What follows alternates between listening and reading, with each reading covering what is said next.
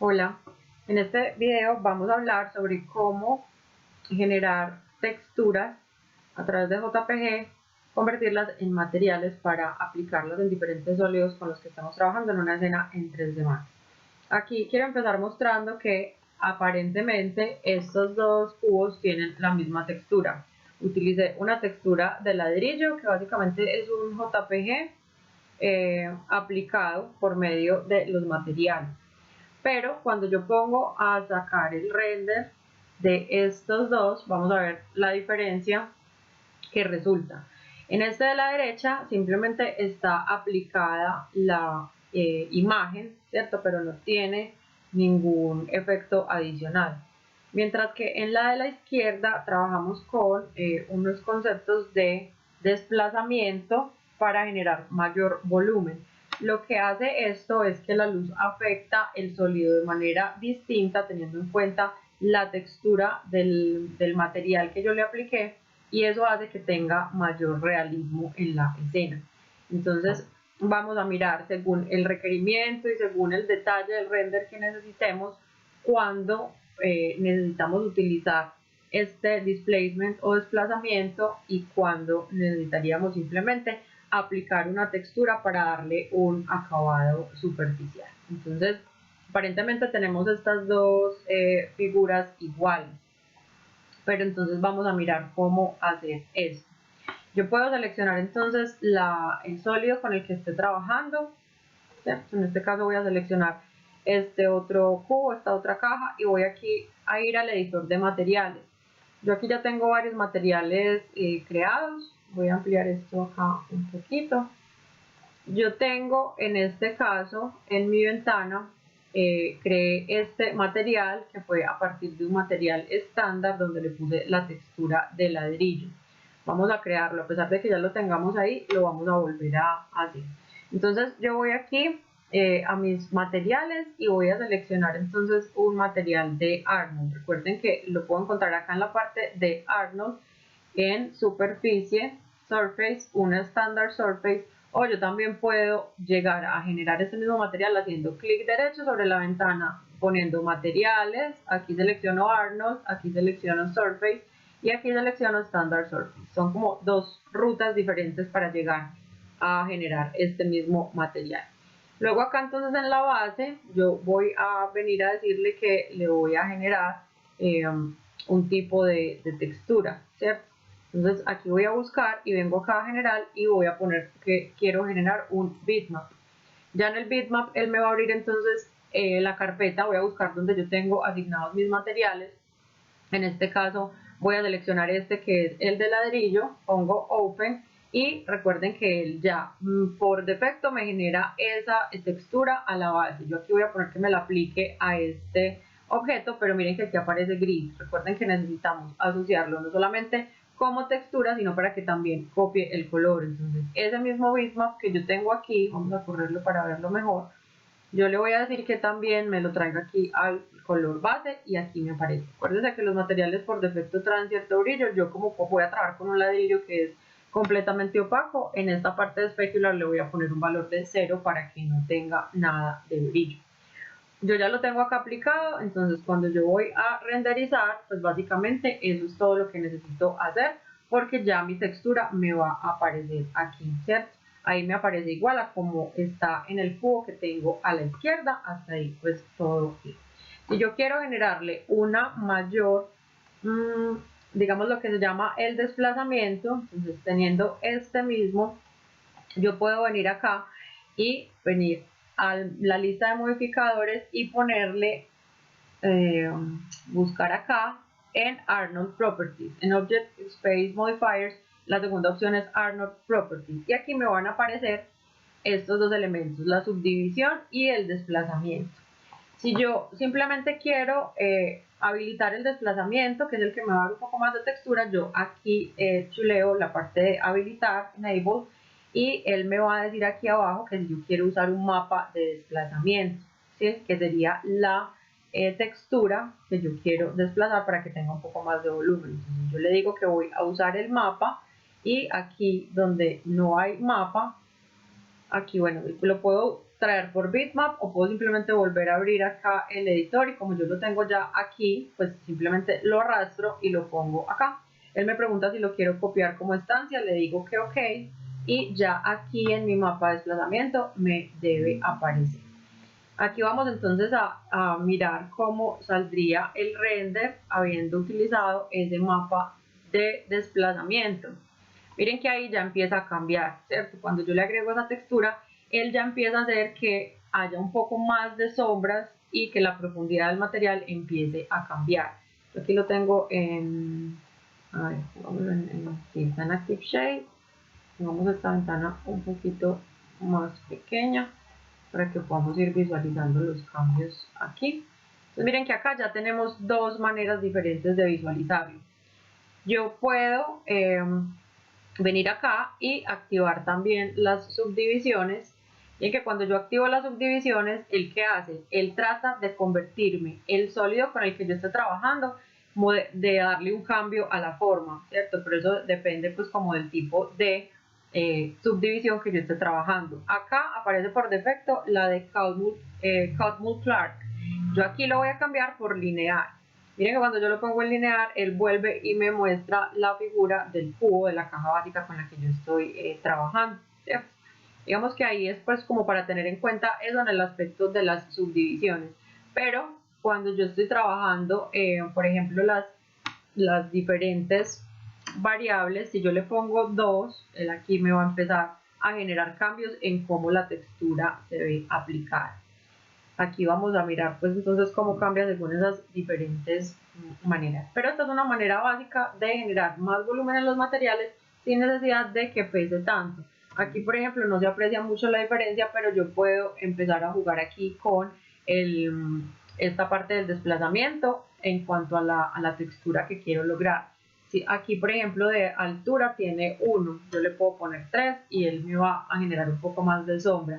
Entonces cada vez se va a ver más la profundidad, él tiende como a ensuciar un poco la textura, precisamente porque si yo me acerco, miren que se empiezan a ver unas sombras negras, que es la forma en la que afecta la luz, mientras que acá simplemente la textura se está viendo. Entonces hay que tener cuidado de qué tanta textura le queremos dar para que tampoco se vaya a ver muy exagerada. Y yo puedo jugar simplemente con estos elementos, con los factores de desplazamiento. Miren que aquí cuando yo altero mucho este 0, ya el cubo se me empieza casi como a encoger, me empieza a alterar un poco la geometría. Aquí por ejemplo si yo le pongo 0, miren que él me va a mostrar la textura casi que igual a como la tendría si no tuviera desplazamiento. Mientras que acá cuando le pongo 1 ya empiezo a jugar un poco con ese desplazamiento.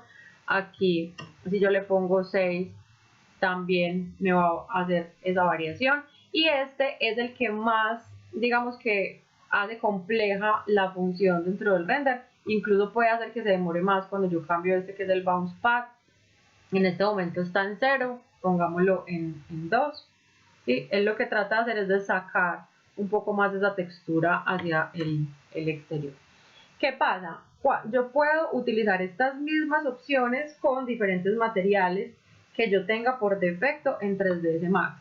Cuando yo traiga una textura externa, él sí va a hacer una lectura general, pero no va a poder llegar tanto al detalle de mostrarnos ese volumen completamente salido. Pero él tiene otros materiales con los que nosotros sí podemos jugar, que por acá tengo otro aplicado. Aquí básicamente no se ve, ¿cierto? Pero vamos a mirar qué pasa acá. Yo tengo igual activado el desplazamiento y tengo también activadas las subdivisiones en tipo lineal con 5 iteraciones. Si yo pongo acá F10 para sacar un render, aquí él me va a mostrar algo que yo previamente le había hecho a este sol. A ver aquí que no está activando la ventana. Está por aquí. Pongamos render. Miren que aquí, a pesar de que en la vista no me lo estaba mostrando, yo ya le había hecho unos cambios que hacen que sí se vea mucho más el volumen, en el caso de querer generar un tejido, en este caso. ¿Qué tiene entonces este material? Yo me fui aquí a mi ventana de materiales y lo que hice básicamente fue, este está, vamos a ver si acá ya tenía varios puestos, es este, ¿cierto? Entonces yo tengo un material estándar y lo que yo hice primero fue generarle un wireframe. ¿Qué es el wireframe? El wireframe me va a permitir mirar cuáles son los diferentes cuadrantes o segmentos en los cuales yo puedo variar. Entonces yo aquí le activé un wireframe y se lo conecté al color base. Después yo le dije que quería para ese bitmap, aquí voy a buscar que no se me haya perdido el que saqué, aquí yo activé un mapa OSL. ¿Dónde encuentro ese mapa OSL?